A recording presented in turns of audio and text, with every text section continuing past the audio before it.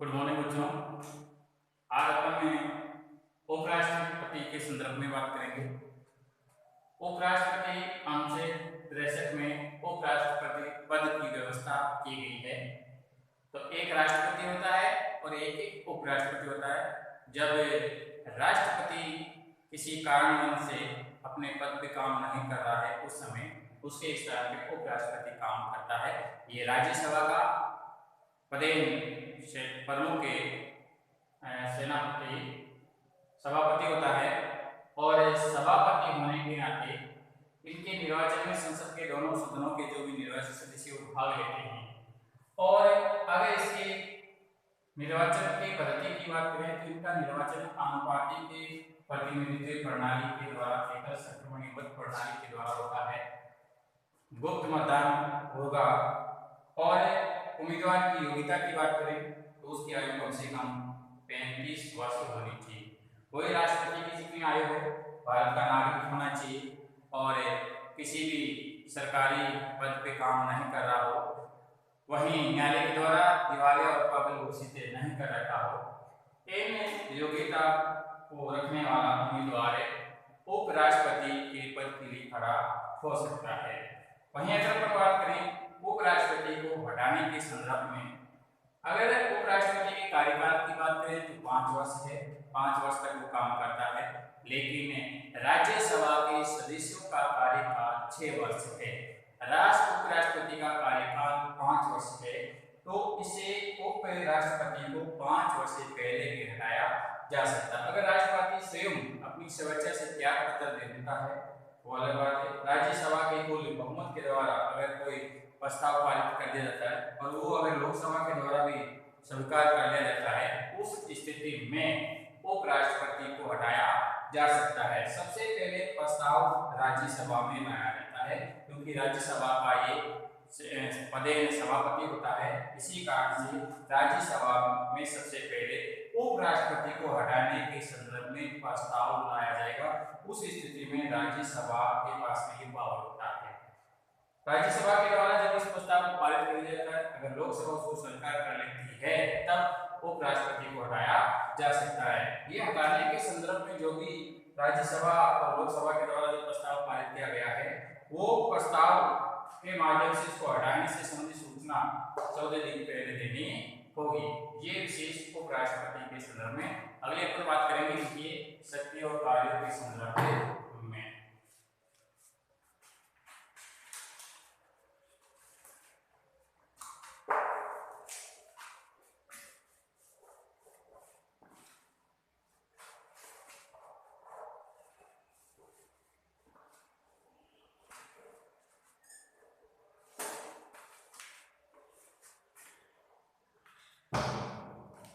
उपराष्ट्रपति की शक्तियां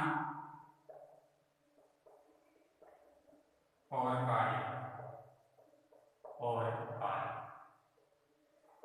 सबसे पहले अगर अपन बात करें तो उपराष्ट्रपति राज्यसभा का पदेन सभापति होता है। किसी विषय पर राज्यसभा के सदस्यों का बराबर मत आने पर उपराष्ट्रपति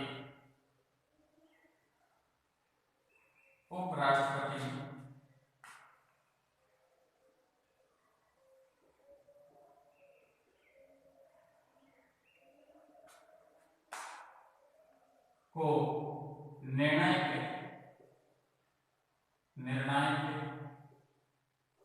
मत देने का अधिकार है।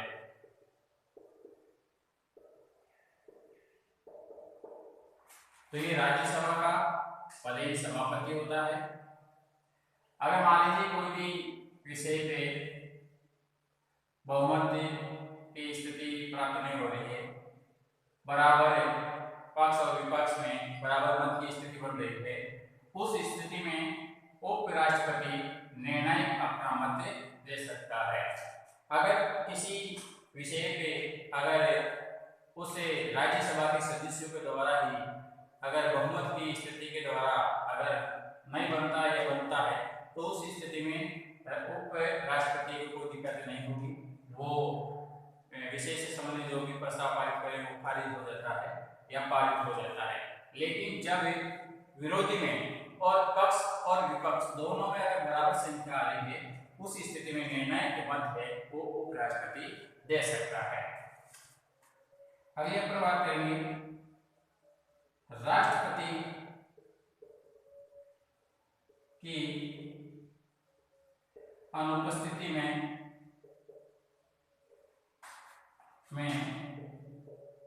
उसके पद का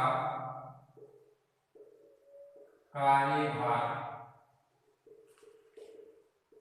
संभालना, ये काम उपराष्ट्रपति का होता है। जब राष्ट्रपति स्वेच्छा से अगर अपने पद त्याग बदल देता है या अनुपस्थित रहता है, उस समय उपराष्ट्रपति उस पद पे काम करता है। जैसे कि मान लीजिए राष्ट्रपति की मृत्यु हो जाए या फिर राष्ट्रपति के द्वारा त्याग पत्र दे दिया गया है या फिर राष्ट्रपति के ऊपर महाभियोग लगा करके हटाया गया है, उस स्थिति के अंतर्गत इस राष्ट्रपति के पद पे काम करेगा उपराष्ट्रपति। या कोई विदेश की यात्रा पे गया हुआ है, विदेशी यात्रा पे, तो उस स्थिति के अंतर्गत राष्ट्रपति अपने पद पे अनुपस्थित रहता है और वहां पर उपराष्ट्रपति काम करता है। तो ये विशेष उपराष्ट्रपति के संदर्भ में कार्य हो गए।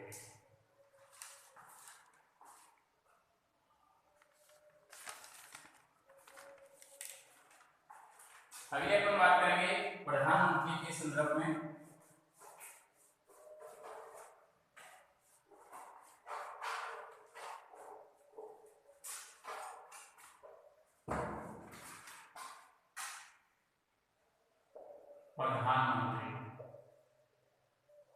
प्रधानमंत्री की अगर अपन बात करें तो इसके पद का उल्लेख अनुच्छेद 74 के अंतर्गत का रखा है। पद की व्यवस्था की गई है। और अनुच्छेद 75 की अगर अपन बात करें, अनुच्छेद 75, तो राष्ट्रपति द्वारा प्रधानमंत्री की नियुक्ति की जाती है। तो प्रधानमंत्री चुना नहीं जाता है, प्रधानमंत्री नियुक्त होता है, राष्ट्रपति नियुक्त करता है। कौन से अनुच्छेद भी देते 75 के डेट, लेकिन पद का उल्लेख, प्रधानमंत्री के पद का उल्लेख कौन से अनुच्छेद में 74 के अंतर्गत कर रखा है। वहीं अगर अपन बात करें मंत्रिपरिषद की, मंत्रिपरिषद, तो मंत्रिपरिषद का गठन प्रधानमंत्री की सलाह से राष्ट्रपति करता है। तो यहाँ पे ये हो जाएगा राष्ट्रपति प्रधानमंत्री की सलाह से मंत्री परिषद का गठन करता है। तो कहने को है कि मंत्री परिषद का गठन राष्ट्रपति के द्वारा किया जाएगा। राष्ट्रपति सलाह लेगा, प्रधानमंत्री की सलाह लेकर के ही मंत्री परिषद का गठन किया जाएगा। और मंत्री परिषद के गठन के अंतर्गत लोकसभा के सदस्यों में से होगा और विशेष प्रधानमंत्री की पार्टी के सदस्य है उन्हीं में से ही लिए जाते हैं। अभी अपन बात करेंगे मंत्री परिषद के गठन के संदर्भ में।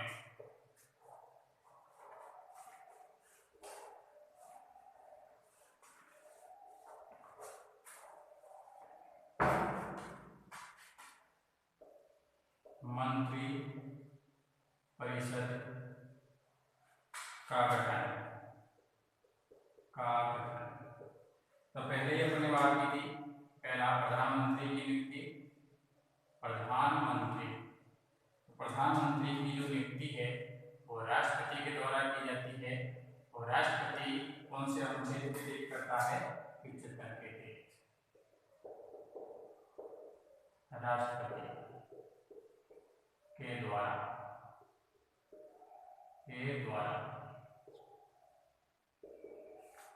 प्रधानमंत्री की नियुक्ति करता है। तो प्रधानमंत्री भी मंत्रिपरिषद का ही एक भाग है। अगली बात करें, प्रधानमंत्री द्वारा मंत्रियों का चयन।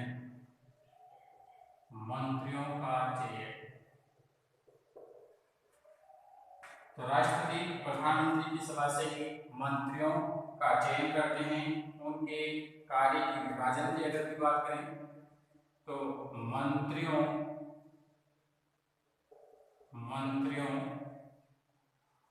के कार्य विभाजन की अगर अपन बात करें तो वैधानिक के दृष्टि से कार्य विभाजन प्रधानमंत्री को पूर्ण शक्ति प्राप्त है। मतलब विशेष इसमें पावर है वो प्रधानमंत्री हो जाता है कार्य विभाजन करने, लेकिन फिर भी राष्ट्रपति का भी सहयोग साथ में रहता है। वहीं अगली बात करें, मंत्रियों के लिए आवश्यक योग्यताएं।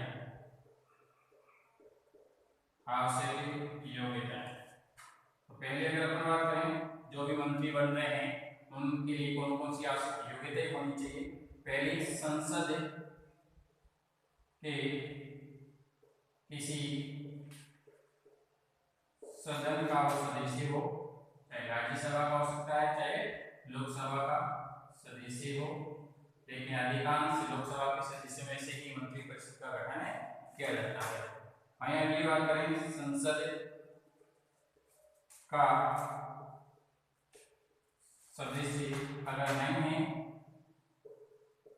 होने की स्थिति में अगर उसे मंत्री के रूप में नियुक्ति दे दी जाती है, मंत्री बनने के बाद 6 माह के अंदर उसे सदस्य बनना अनिवार्य है या आवश्यक है।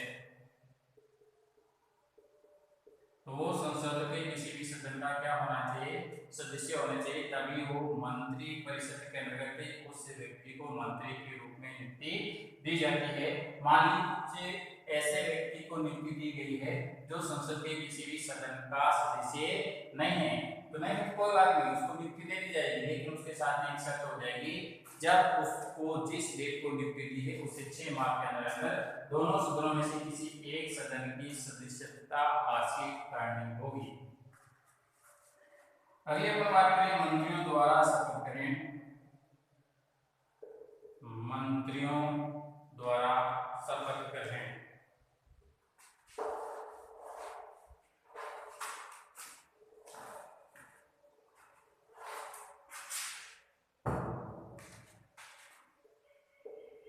मंत्रियों द्वारा शपथ ग्रहण।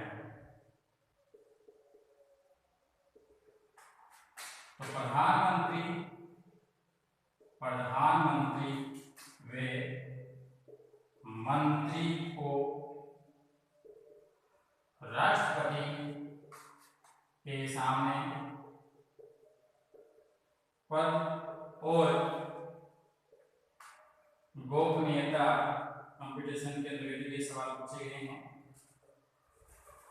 पद और गोपनीयता की 2 शपथ लेनी होती है। 2 शपथ लेनी होती है। तो प्रधानमंत्री और मंत्रियों को शपथ कौन दिलाता है? राष्ट्रपति दिलाता है। लेकिन 2 विशेष शपथ, पद की और गोपनीयता, कोई भी बात को गोपनीय नहीं करेगा, इनके संदर्भ में शपथें दिलाई जाती है।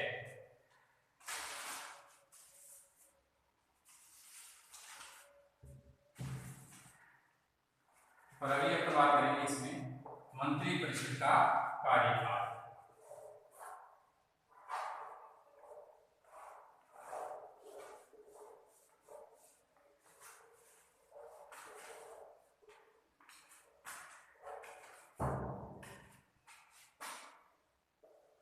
मंत्री परिषद का कार्यकाल तो वही लगभग सामान्य 5 वर्ष से होगा। लोकसभा का कार्यकाल भी 5 वर्ष।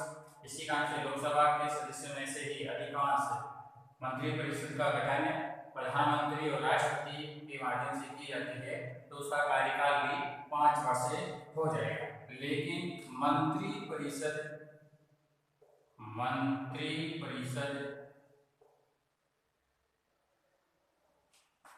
का जब तक संसद का विश्वास प्राप्त हो तब तक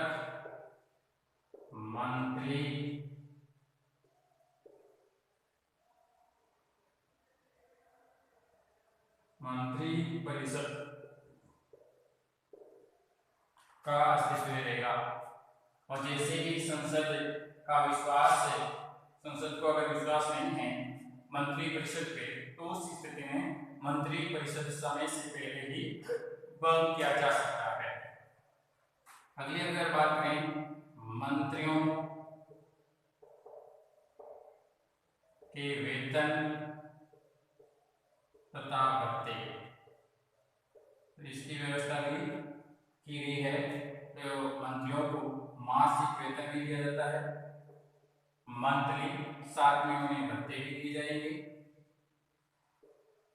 उन्हें निःशुल्क आवास की व्यवस्था दी जाएगी, निवास स्थान उपलब्ध करवाया जाएगा और वाहन की सुविधाएं भी निःशुल्क उपलब्ध करवाई जाती है। और अगले पर बात करेंगे मंत्रियों की श्रेणियां। बहुत ही अच्छा बिंदु आ रहा है।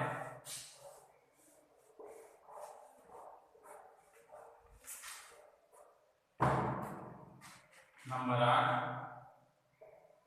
मंत्रियों की श्रेणियां। तो जो मंत्री परिषद में जो भी मंत्री होते हैं वो 3 श्रेणी के रूप में होंगे। 3 श्रेणी के रूप में मंत्री इस मंत्री परिषद में काम करते हैं। तो 3 श्रेणी कौन कौन सी वो देखिए। सबसे पहले अगर हम बात करें तो कैबिनेट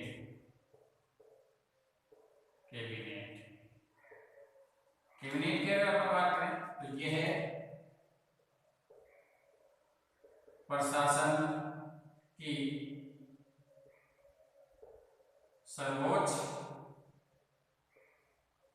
इकाई होती है और ये विभागों के प्रधान होते हैं। जो विभाग बांटे जाते हैं उनके ये प्रधान मुख्य होते हैं।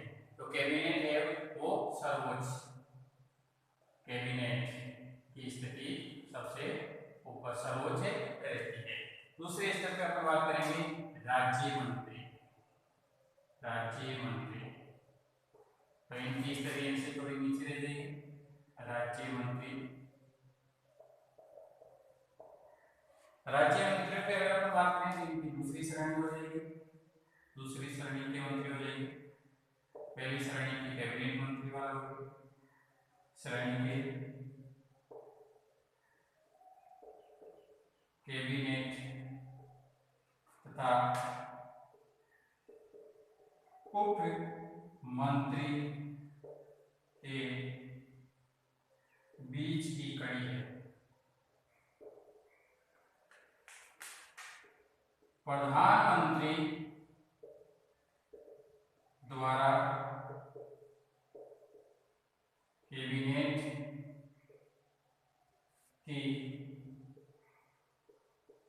बैठकों में इन मंत्रियों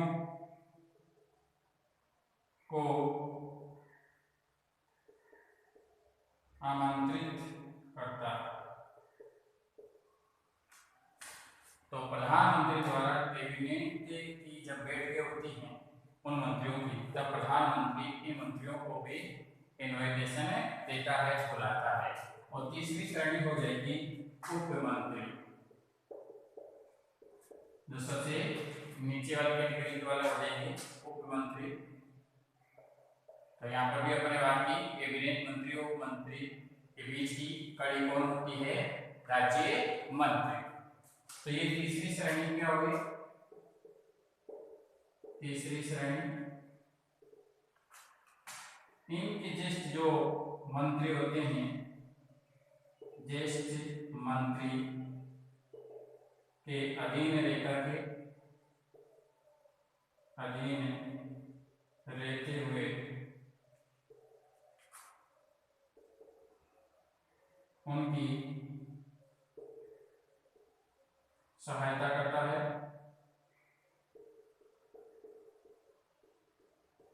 उनकी हेल्प करते हैं। तो उप मंत्री इनमें से या इनमें से कोई एक ज्येष्ठ जो भी होता है तो उनके नियंत्रण में रह के ये काम करते हैं, उनका सहयोग करते हैं। तो इनमें तीन कैटेगरी होगी, कैबिनेट, राज्य और उप मंत्री। कैबिनेट एक तरह के प्रमुख के रूप में होते हैं डिपार्टमेंट के विभागों के, वो डिपार्टमेंट जिससे मंत्री को सौंपा गया है उनके ऊपर नियंत्रण का कार्य कैबिनेट के द्वारा और उनका सहयोग करने वाले उप मंत्री। तो इस रूप में मंत्री परिषद के अंदर तीन तरह के मंत्री होते हैं, कैबिनेट, राज्य मंत्री और उप मंत्री। धन्यवाद।